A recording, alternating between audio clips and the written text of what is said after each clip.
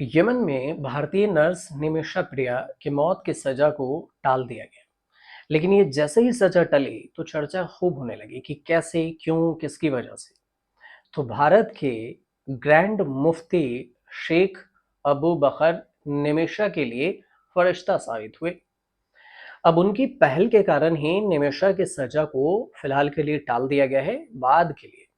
इसके बाद 94 साल के कंथापुरम एपी जो अबू बकर मुस्लियार के नाम की चर्चा हो रही है, वो मौलाना जिनके नाम से ग्रैंड मुफ्ती लगा हुआ है जिनके नाम पर। तो ये ग्रैंड मुफ्ती की उपाधि का मतलब क्या है, किसी के नाम में ये कब और क्यों लगाया जाता है, भारत में कैसे चुना जाता है ग्रैंड मुफ्ती, इसे समझाएंगे आपको इस वीडियो में। इस्लामिक देशों में ग्रैंड मुफ्ती अत्यंत प्रतिष्ठित और प्रभावशाली धार्मिक पद होता है, और इस उपाधि को पाने वाले शख्स का मकसद शरिया के अनुसार से लोगों का मार्गदर्शन करना और इस्लामिक न्याय व्यवस्था को आगे बढ़ाना होता है। ग्रैंड मुफ्ती का काम क्या है? ग्रैंड मुफ्ती की उपाधि पाने वाले शख्स के पास खास तौर से धर्म से जुड़ी हुई कई जिम्मेदारियां होती हैं। इनमें धार्मिक सवालों के जवाब देना, फतवा जारी करना, शरिया कानून की व्याख्या करना, धार्मिक मामलों पर सरकार को सलाह देना। इसके अलावा इस्लामिक त्योहारों जैसे कि रमजान और ईद की तारीख तय करना, मस्जिदों और धार्मिक संस्थानों की निगरानी भी इन्हीं के पास होती है, ग्रैंड मुफ्ती। तो ये पद मिलता किसे है? तो ग्रैंड मुफ्ती वो शख्स है जो शरिया कानून का विशेष होता है।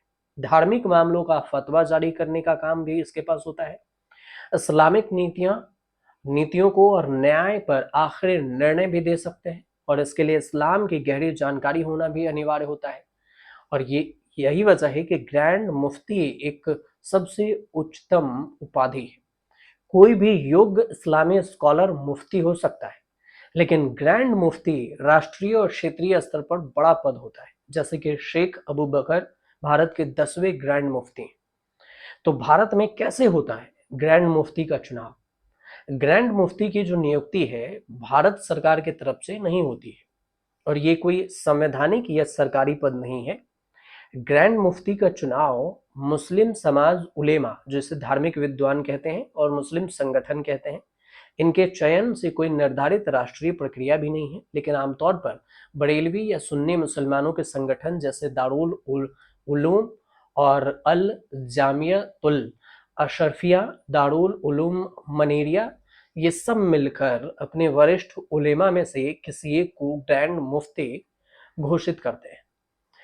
ज्ञान और वरिष्ठता के आधार पर इसका चयन होता है, जिसमें इस्लामिक फिक्ह, जिसे कानून कहते हैं, और इसमें तफसीर, हदीस, अरबी में गहरी पकड़ होनी चाहिए। बुजुर्ग, सम्मानित और निष्कलंक छवि वाले व्यक्ति हो, ये उन्हें ही ये उपाधि दी जाती है। ये उपाधि तभी संभव मानी जाती है जब समुदाय या मुस्लिम संगठनों का बड़ा वर्ग उसे मान्यता दे, अन्यथा नहीं मानी जाएगी। भारत के जो 10वें ग्रैंड मुफ्ती हैं, शेख अबू बकर देश के 10वें ग्रैंड मुफ्ती, दक्षिण भारत के पहले शफी स्कॉलर हैं। वे All India Muslim Scholars Association के महासचिव और भारत के एक प्रमुख शैक्षणिक और मानवीय संस्थान जामिया मरकज सफा फतूह सुन्निया के संस्थापक और कुलपति हैं। उसके अलावे जॉर्डन से प्रकाशित 500 प्रभावशाली मुस्लिम पत्रिका ने शेख को दुनिया भर के 500 प्रभावशाली मुसलमानों में से एक माना। वो all India Islamic scholars Association के महासचिव भी हैं। यह बोर्ड भारत के सभी राज्यों में कार्यरत है, और इसका पाठ्यक्रम 6 से अधिक भाषाओं में उपलब्ध है। भारत और अरब जगत में शेख अबू बकर को अनाथों और बेसहारा लोगों की सेवा करने के लिए अक्सर उनके विशेषण अबुल आयतम, जिसे अनाथों का पिता, इससे पुकारा जाता है। तो ऐसे आपको ग्रैंड मुफ्ती का चयन होता है। ग्रैंड मुफ्ती ऑफ इंडिया की जो आधिकारिक वेबसाइट है उसके अनुसार से शेख अबू बकर ने अरबी, उर्दू, मलयालम विषयों पर 60 से अधिक पुस्तकें लिखी हैं, 5000 से अधिक सांस्कृतिक केंद्रों का निर्माण किया है।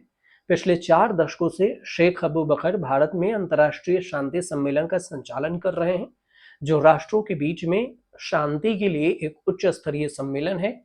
इसमें विदेशी प्रतिनिधि भी होते हैं। मरकज सम्मेलन से जुड़े हुए भारतीय राजनीति शामिल भी होते हैं। मरकज मतलब जहाँ पर बैठकी हो, लोग मिल सकें, ऐसे मजमा को मरकज कहते हैं।